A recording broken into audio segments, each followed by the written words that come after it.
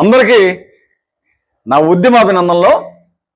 మరి ముఖ్యంగా మన ఆంధ్రప్రదేశ్ రాష్ట్రంలో 24 అర్ధరాత్రి అంటే కర్నూలు జిల్లాలో వేమూరి కావేరీ ట్రావెల్స్ బస్సు ఘోరాతి ఘోరమైనటువంటి దుర్ఘటన, అగ్నికి ఆహుతైనటువంటి విషయము ఈ రాష్ట్రంలోనే కాకుండా దేశవ్యాప్తంగా సంచలనంగా మారడం జరిగింది. అయితే ఈ అగ్ని ఆహుతిలో 19 మంది దుర్మరణం చెందగా 5గురు తీవ్రమైనటువంటి గాయాలతోటి ఆసుపత్రిలో చికిత్స పొందుతున్నటువంటి వైనం. అయితే దీని మీద ఈ కర్నూలు జిల్లాలో చిన్నటేకూరు అనేటటువంటి గ్రామంలో అర్ధరాత్రి ఈ యొక్క దుర్ఘటన జరగడం జరిగింది.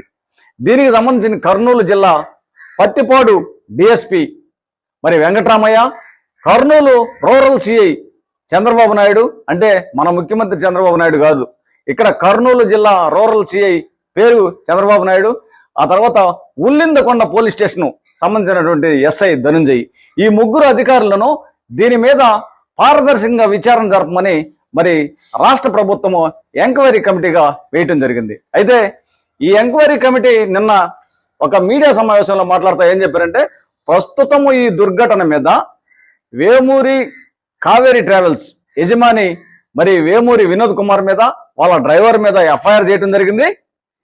దీని మూలంగా డ్రైవర్ను ప్రస్తుతం రిమాండ్కి పంపాము. ఎక్కడున్నా సరే ఈ యొక్క వి కావేరీ బస్ అధిపతిని పట్టుకొని వెంటనే రిమాండ్కి పెడతాము, దీంట్లో రాజీ లేదని చెప్పి నిన్న మీడియా సమావేశంలో చెప్పడం జరిగింది. తెల్లారేసరికి వార్తలు మారిపోయాయి.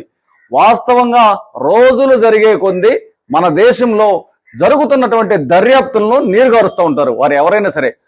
ఇంకొక విషయం ఏంటంటే, ఈ యొక్క కార్పొరేట్ వ్యవస్థలన్నీ రాష్ట్రంలో కానీ దేశంలో కానీ అగ్రకులాలకు చెందినటువంటి వారి చేతుల్లోనే ఉంటాయి.